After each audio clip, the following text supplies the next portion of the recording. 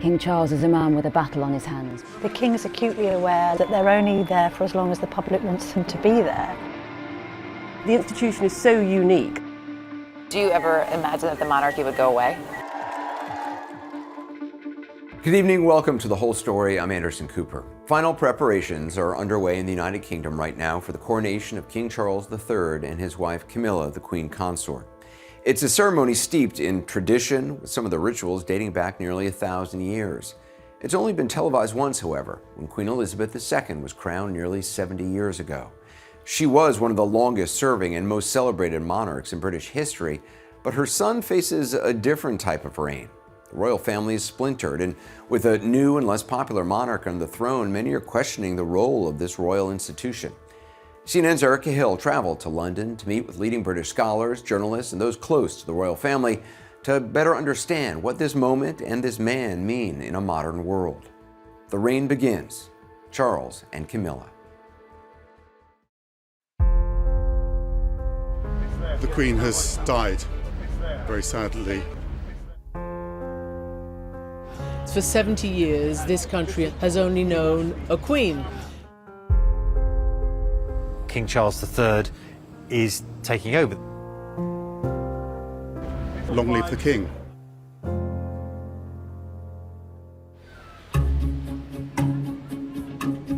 For centuries, London reigned as a global center for finance, for theater, for thought. Today, there is an undeniable energy from South London's vibrant Brixton neighborhood to the streets and shops of trendy Soho. Its palaces and history still a major draw, no matter the weather. Everything begins and ends here at Buckingham Palace. Oh, it's the changing of the guard. Much like the changing of the guard, the British monarchy has been steadfast, loyal to its role on this island and beyond. In the past, it represented power. Nowadays, it's supposed to represent shared values. The idea that it brings us all together in shared values is frankly not true. I mean, like, it's supposed to. I'm not saying it doesn't. We are here debating whether that's true or not. But it's never been true. Most people in Britain and the Empire probably don't have that relationship and don't think it's shared values. British scholars Kayende Andrews, Kate Williams, Helen Carr, and Robert Lacey came ready for that debate and more. The Queen's monarchy was the high watermark of monarchy.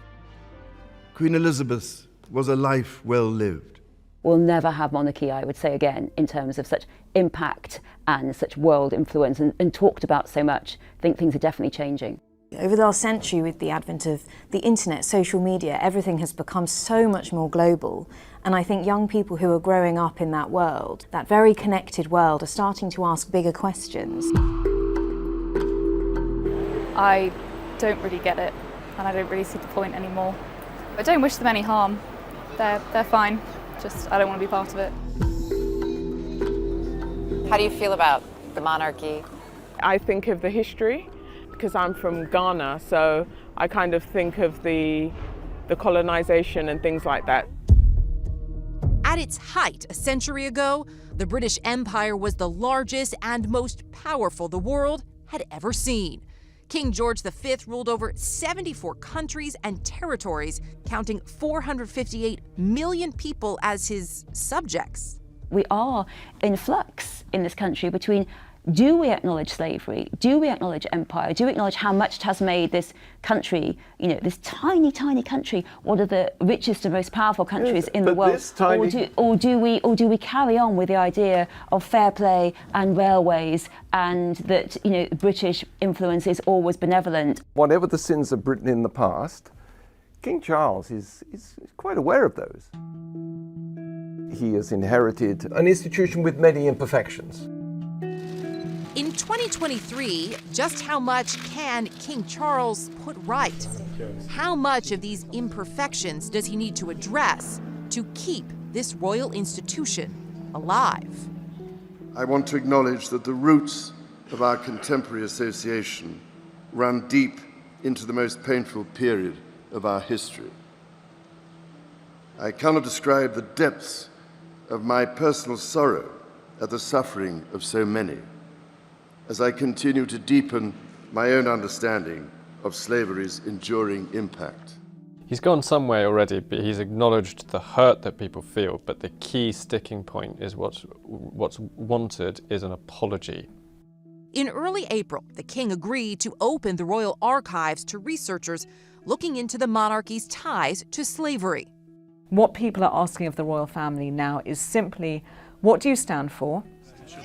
What are you going to do with all your money and privilege and visibility? His former communications secretary, Christina Kyriakou, says the king has been preparing for those questions for decades.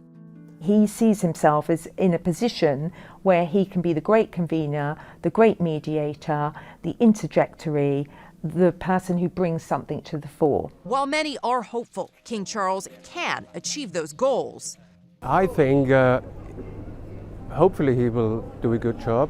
He's quite beloved in this country. his own history presents an unavoidable hurdle for the new monarch. It's just that we've gotten used to Queen Elizabeth, and for it to also be a man that's not very well liked in the world, I guess, because of the whole Diana, Camilla thing. With King Charles, his dirty and clean laundry has been in public for decades now.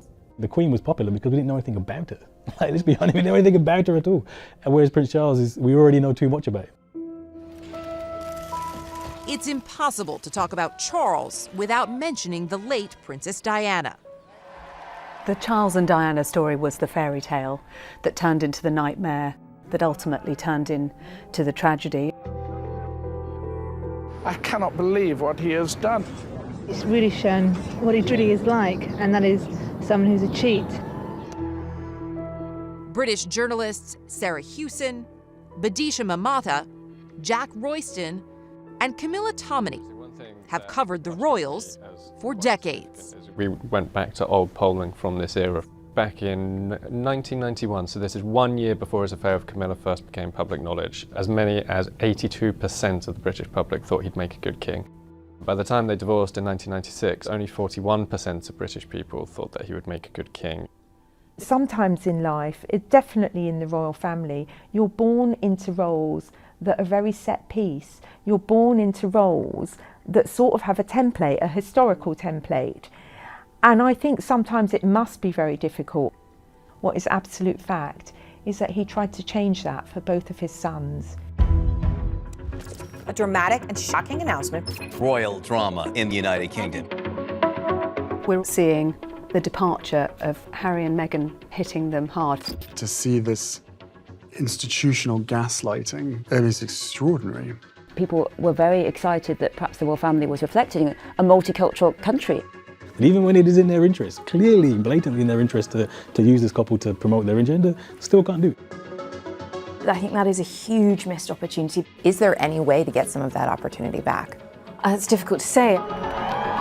Look, they're not a nuclear family. They're, to some extent, a thermonuclear one.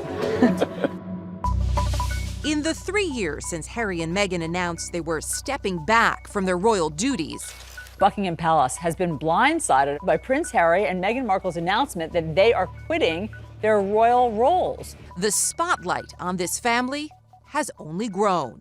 There's a conversation about how dark your baby is going to be? Potentially, and what that would mean or look like. Ooh. British journalist Camilla Tominey broke the news of Prince Harry and Meghan Markle's relationship. She says, despite the outrage, Harry's public push for a different royal path feels familiar. There is a great deal of similarity, I think, between the Prince of Wales at times raging against the machine and saying, well, I want to do this and I want to talk about that. And by the way, I know what I'm talking about and I'm not afraid to say it. Who does that remind you of? Reminds me massively of Harry. In his book, Spare, Harry writes that Charles had always been discouraged from hard work, he told me. He'd been advised that the heirs shouldn't do too much, shouldn't try too hard for fear of outshining the monarch, but he'd rebelled. Is Charles a rebel?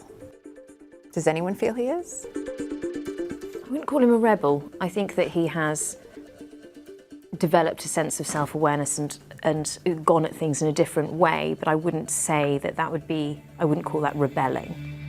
I think he'd like to see himself as a rebel and revolutionary. King Charles is not a rebellion, certainly not revolutionary. I wish he was, but I doubt he'll do anything to rock the boat. Charles had points when he was absolutely raging against the machine in exactly the same way Harry did. There are so many parallels. Prince Harry's new book makes it clear why there was no happily ever after for him if he stayed inside those palace walls. Nearly 30 years before Spare, a bombshell biography of then Prince Charles pulled back the curtain on his own difficult upbringing. The authorized book detailing unresolved issues between Charles and his parents, including the emotional gulf between him and his mother, describing Queen Elizabeth as detached and recounting how his father, Prince Philip, thought Charles was a bit of a wimp as a child and bullied him, often bringing him to tears, particularly at social gatherings. As for finding that hard work, that act of rebellion Harry talks about, it was also about finding a purpose as the monarch in waiting. As a young man, he had to look around for causes to support that were not political. And I think we forget that back in the day, to fight for the environment or try and save the planet was so off the wall. It wasn't a political issue. Even though he has his extremely obvious flaws, there is this general sense to which he has tried to make a difference in a genuine way, that when he talks about some of these causes, that he actually means what he's saying. Climate change being the greatest threat humanity has ever faced, quite literally. As long as I'm still just alive, I shall go on trying to provide what little help I can. His passion for the environment has driven Charles for decades. I've been, I'm afraid, at this for rather a long time. He was deemed as being completely bonkers for talking to his plants for holistic well-being, for example. And yet, all of those issues have now come into the mainstream. Look at where we are on climate change now. Elsa Anderson, Charles Anson, and Christina Kyriakou saw many of those moments and those issues up close during their time working for the royal family. He mentioned organic farming in 1971, and all people did for the next 30 years was ridicule him. But he was ahead of his time. He was ahead of his time, Elsa. Ahead of his time. Things don't stand still, and it's very possible that we get left behind if we're not always trying to see where the next challenge is coming from. I think there's a natural energy in someone like the King who is very proud and loves his country. He has a strong sort of sense of humanity as a whole. Charles is a passionate man. He's an empathetic man. He's a sensitive man. And those adjectives that I've used to describe him already should give people the sense that he can be hot-headed.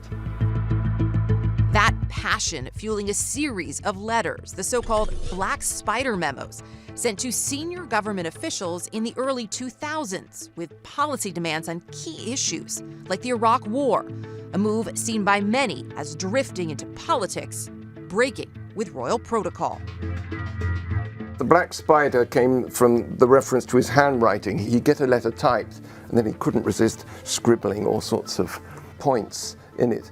And when he was taxed on this, he would say rather defiantly, "This is what ordinary people said to me. So I'm passing it on to you politicians who should know about it." The man is legitimately a workaholic and has a kind of deeply philosophical, profound belief in work, like the Prince's Trust, which actually he sets up to try and help young people from disadvantaged backgrounds find work. We are committed to helping young people achieve their ambitions. Charles established that charity in the 1970s after serving in the Royal Navy. He set that up with his Navy severance pay, didn't he? £7,400 that he put into 21 community projects and has grown now in the form of the Prince's Trust, as we now know it, to support over 1 million disadvantaged young people, and among them the Hollywood actor Idris Elba. I came up in the Prince's Trust. I actually auditioned for a grant and they gave me a grant. He's always sort of talked in terms of leaving a legacy. When he said he hoped that he would leave the world in a better place than he had found it, that he's quite genuine in that endeavour. And yet, despite those efforts, there seems to be no escaping the turmoil of the 90s. Diana looms enormously over the entire story. You have people who weren't even alive when Diana was alive, talking about her as if she's the new Marilyn Monroe figure of the UK. Diana is surging on TikTok, partly due to her advocacy for AIDS and early discussing about the LGBTQ community, and that's why, you know, Diana's legacy is so powerful in terms of what she did, in terms of who she was, and she is always someone who, when people see Charles, they think about. We have some very sad news to bring you. The aftermath of the death of Diana was something that was felt around the globe, to have died so young, so tragically, and such a vibrant figure. And the sort of absolute grief that overcame the country, it was quite extraordinary. It was extraordinary. People were, men, women, children, tears flowing down their faces. That grief resonating with a new generation, in large part due to the popularity of The Crown. And I think that people out there can sense that I've suffered. And Prince Harry's ongoing pain. I could not face the reality that she was gone. Although we know Charles and Camilla want to move on from it, the fallout, the divorce, Princess Diana is always going to be there. The blame lies with King Charles, and therefore Camilla was kind of to blame, but also dragged through the mud a bit. How do you feel about Camilla? I would prefer Diana, I guess, but she's fine. I remember having a conversation with the Queen Consort about being called Camilla, because obviously we're both called Camilla. And then I remarked that not many people were called Camilla these days, which then she remarked might have been because of her.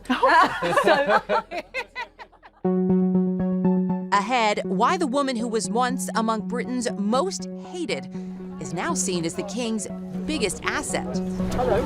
She rules with an iron rod with him. She keeps him in line. Oh my goodness.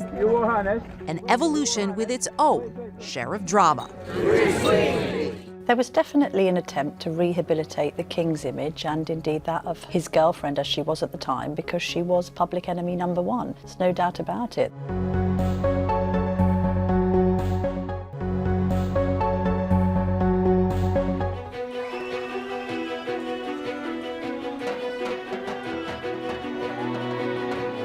Most people look upon the King and Queen Consort as a couple and say, well, they arguably should have probably been together from the beginning.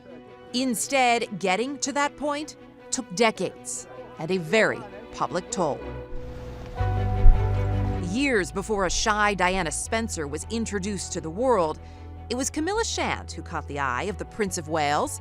The two first met in 1970. Had Charles married Camilla in the first place, she would be seen as a popular consort. Charles joined the Navy in 1971, and while he was at sea, Camilla became engaged to Andrew Parker Bowles. But that wasn't the only complication. For a man born to be king, the requirements for his future queen were clear: an aristocratic bloodline and virginity. Love was far less important. It must be very difficult to say, I perhaps would like to follow a different path. And so perhaps in the melee of all of that, Charles wasn't strong enough to say what he really wanted. Really? But he tried to change that for both of his sons. He allowed them to choose freely who they loved.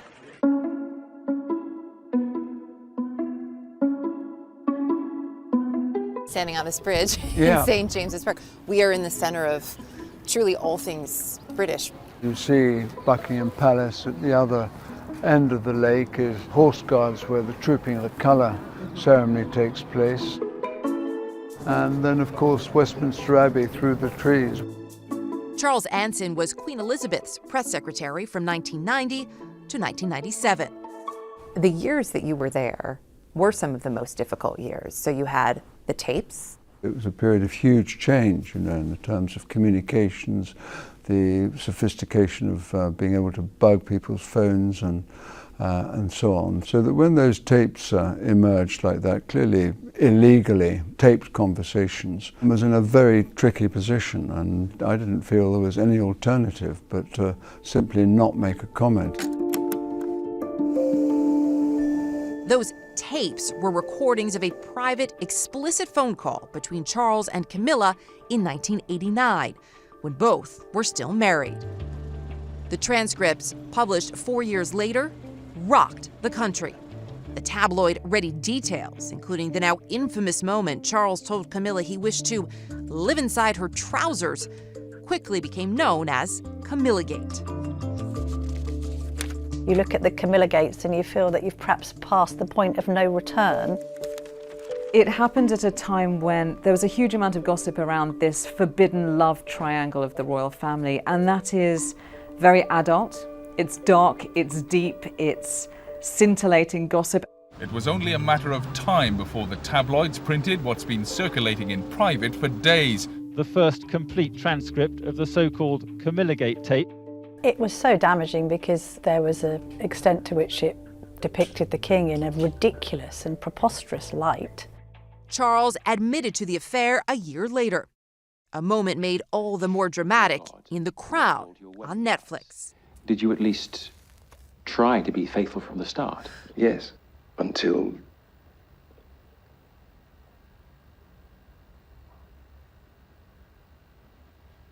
it became obvious that the marriage couldn't be saved. Words that only seem to strengthen support for Princess Diana and disdain for the Prince of Wales. For so many people, he's seen as someone who was really caught up in a marriage that had the consequence of being incredibly cruel and brutal to Diana. You know, Charles fell from grace during the Diana era in quite a spectacular way. Camilla was the other villain in this story. In the wake of Princess Diana's death, it appeared the public would never accept Parker Bowles. The woman who, 30 years later, is now queen.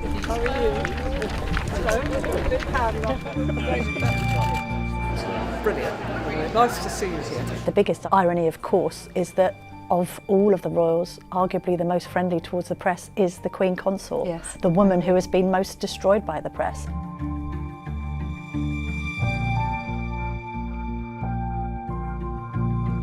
She was portrayed as a wicked, scheming woman who was breaking up the royal marriage. I think that was unfair to her. I mean, it was Charles who broke up that marriage, and he wanted a Camilla, not a Diana. Queen Elizabeth finally gave her blessing for Charles and Diana to divorce in 1996. Just a year before Diana's tragic death. Princess Diana has been killed in a car crash in Paris.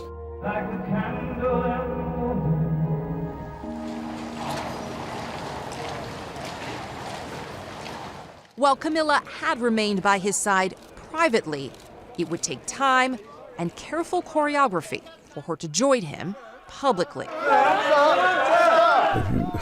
If you suddenly find yourself, you know, on the public stage, it is a challenge. And if you've not found yourself in that position before, you can imagine it is a real challenge. It was a very, very turbulent time, but a lot of what happened during that time was very much from her sensibility, that she shouldn't in any way be overt. Was there a role from the press office in helping with Camilla's image? How much would the Queen's press office have played a role in some of those decisions? How closely would the offices work together? Very closely together indeed, and I think in the early stages of their relationship, the palace was keen to take it at a measured rate and not sort of do too much at one time. In his book and in an interview with Anderson Cooper on 60 Minutes, Prince Harry says that measured campaign made his future stepmother dangerous. How was she dangerous? Because of the need for her to rehabilitate her image. Harry says the effort to boost Camilla's image, and at times his father's, came at the expense of bad press for Harry and William, and that Camilla, quote, sacrificed me on her personal PR altar. There was definitely an attempt to rehabilitate the King's image, and indeed that of his girlfriend, as she was at the time, because she was public enemy number one. There's no doubt about it.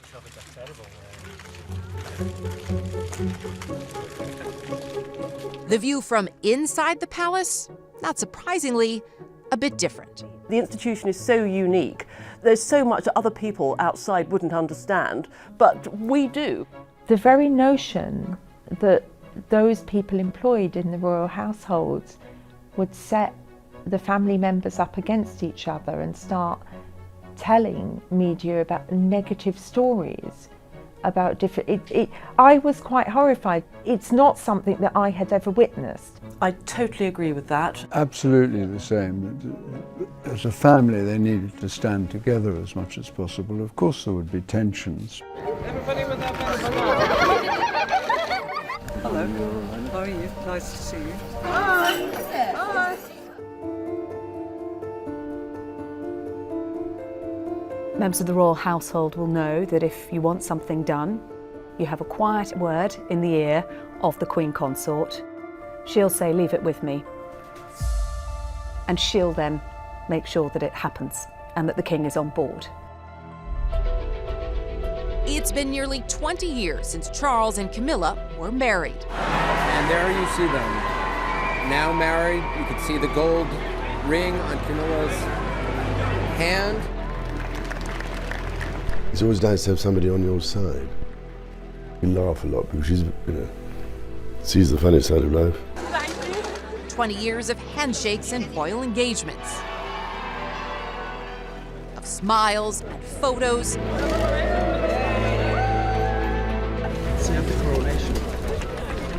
chances to connect and to convince.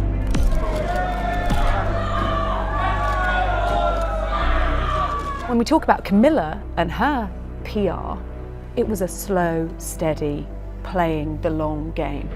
From public enemy number one to where she is now, soon to be Queen, crowned in Westminster Abbey. Morning, everybody. She's got a consciousness about her public image. What is going on here in history class? I think she's also conscious perhaps of her husband's ego, or indeed the ego of the institution of royalty to which she belongs. Charles was very jealous of Diana's popularity. I think the reason Camilla fits in better with him than Diana did is because she doesn't upstage him. How responsible is she for what has changed in terms of the perception toward Charles? Did she help? I think certainly she acts as a calming influence to Charles. She's there when things are getting a little bit fraught, tempers may be frayed.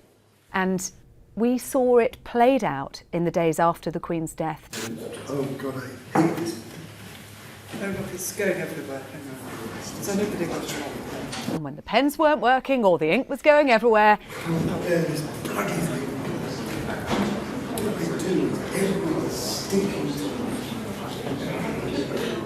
there she was, calming him down. It's all right, let's change the pen.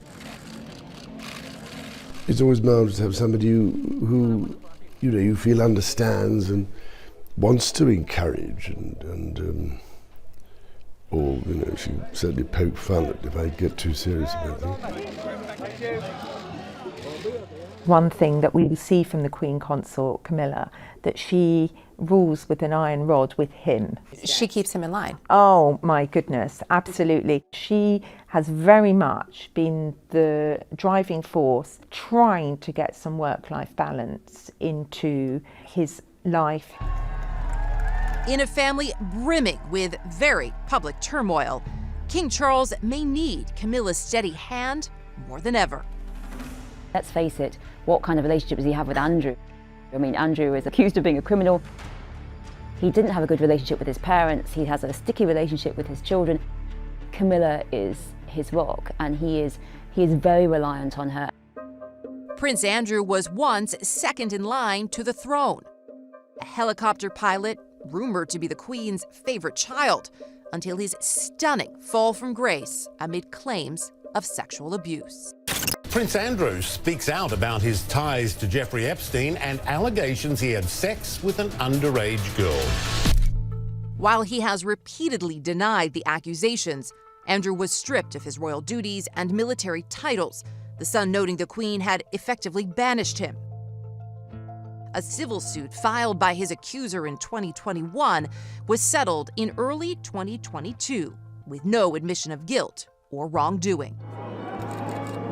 The monarchy was slow to take action on Prince Andrew, and he should have had his honorary patronages revoked way sooner. You know, Harry's and Meghan's were revoked before Andrew's were, and honestly, that is a stain on the reputation of the monarchy. How damaging he is to the monarchy. And this is a big headache for the coronation. I think people accepted that he was there in the Queen's funeral. He is the Queen's son, but simply Andrew couldn't be more toxic. It's incendiary. I think that's one of the key contentions, really, isn't it? That nobody really covers Andrew much in comparison to Meghan, who gets covered all the time. And that is problematic. That's deeply problematic, because you have this person who is connected to all of this evil and wrong, and yet that is less important somehow than a black woman as part of the royal family. And that is a stark contrast. It's a stark contrast. Scandals, real and imagined, dominate the royal headlines. Prince Harry's new book and his media blitz are causing a stir. Has the relationship between the press and the royal family changed at all in the last several years? I think the relationship between the press and the royal family has actually not changed. Perfect. Because they want to be seen. Perfect. Smile. They want to be talked about, but only in a good light. Kate, you wrote, a royal's rather like the old adage about a tree that falls in the forest. If it's not heard, does it make a sound? They have no point unless they are seen. They have to be in the press, because if you're not there to be seen, you don't exist. There we are. Controlling when and how they're seen is a lot more difficult in 2023. And not just because everyone is a photographer.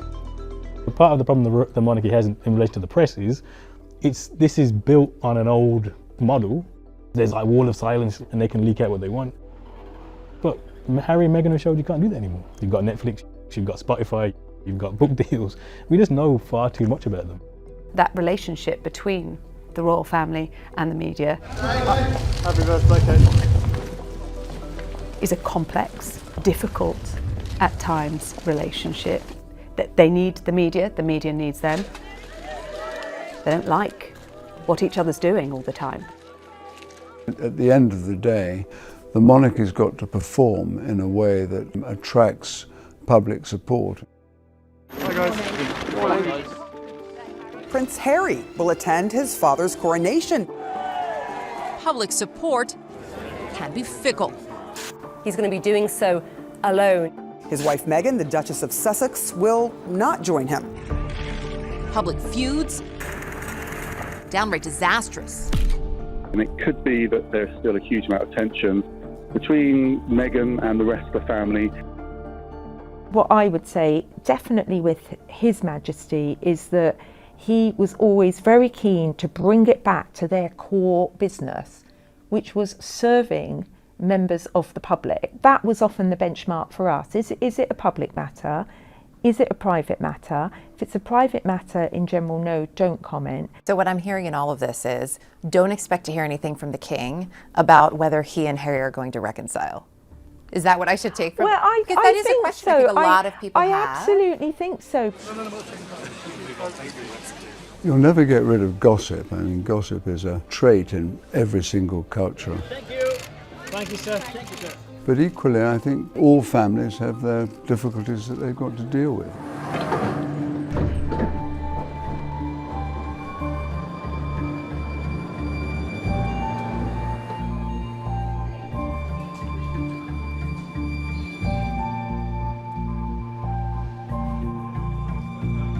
I don't care for the monarchy. I feel like there's no point in them. I'm not sure if it has use in modern society. I don't think we should have a monarchy anymore. Do you ever imagine that the monarchy would go away? It could happen. Privilege is going out of fashion really fast. It's the eat the rich era. You know, the history of colonialism and slavery is a major problem. So the chessboard is stacked against them. The whole royal debacle around Meghan Markle and all this has thrown into relief how much things haven't really changed as much as we'd like. Is there an opportunity for King Charles to lead more of that discussion? I think we have to accept, and one of the primary functions of the royal family today is symbolic, and it is to be the symbol of white supremacy. King Charles, was sitting at this table now. He would take great exception to that remark. When this issue rose with the royal family, William made a point of breaking with protocol. We're very much not a racist family. You may disagree, many people would disagree, but that is his declared line. We're seeing a shift in the generations, which is we're not just going to sit back silently now and take this. There are times when we have to speak out, and if they don't, they're no longer relevant. So if you're going to move on, then you have to deal with the problem. There's nothing they can do other than abolish themselves. The king's acutely aware, like his late mother was, that they're only there for as long as the public wants them to be there. In Britain, among 18 to 24-year-olds specifically, where now more than 50% would support abolishing the monarchy. The way I understand it, there's no real rule about how the UK would go about abolishing the monarchy. We have no constitution. This is one of our questions. And like so many other countries that have the monarchy set of state, they have constitutions. So their political will has to be there to abolish the monarchy. The monarchy does depend on taxpayers' money. It receives 80 to 90 million pounds of taxpayers' money every year. Every year that goes through the parliamentary process. Last year, the royal family cost each UK taxpayer roughly $1.60. And while that number is admittedly low, amid rising inflation, it's the optics that really add up. The current generation are about to go through a cost of living crisis. It's his problem right now. In the future, it might actually be William's problem. Everybody's really struggling now with the economy and the cost of living. So to see that amount of money spent on medieval ritual that really impacts zero on everyday people's lives just seems a little bit sickening. It feels very extravagant. But it's not just about the coronation, a message King Charles seems to understand. Charles always had this idea, a monarchy that costs less and involves less people on the balcony. And there's inspiration to be found in some of Europe's other aging monarchies, like Sweden, where in 2019, the king cut 5 of his grandchildren from the taxpayer-funded payroll. Charles has to look at this and has to think about this in his role as preserving the monarchy for the next generation. For William, for George, and whether or not he can preserve it. Very nice having grandchildren, actually, I think. And I don't know, it's a very odd thing. You think, you can't believe it's happening to you. It's rather fun to get down on the floor and do silly things with them. People might say, well, hang on, no, we expect George, Charlotte and Louis to have proper jobs and maybe a little bit of royal work on the side. And somehow the monarchy is going to have to adapt to that. A lot can change in 20 years. Of course, there's a big difference between a leaner lineup of royals and none at all.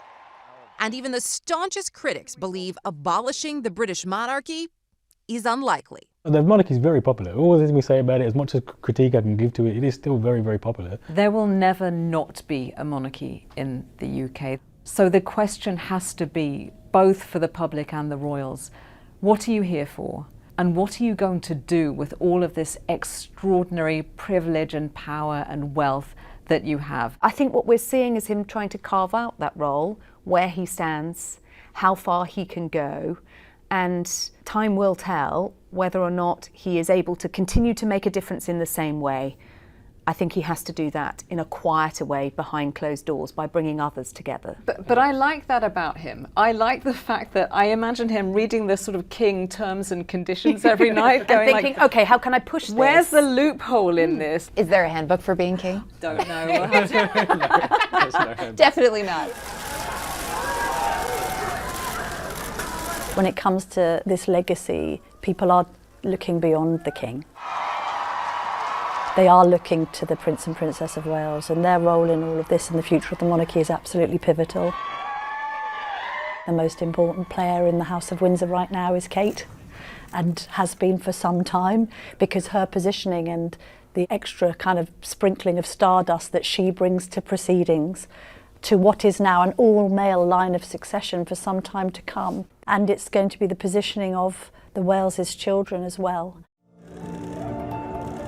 Of course, it's possible those young heirs decide they don't want a royal life.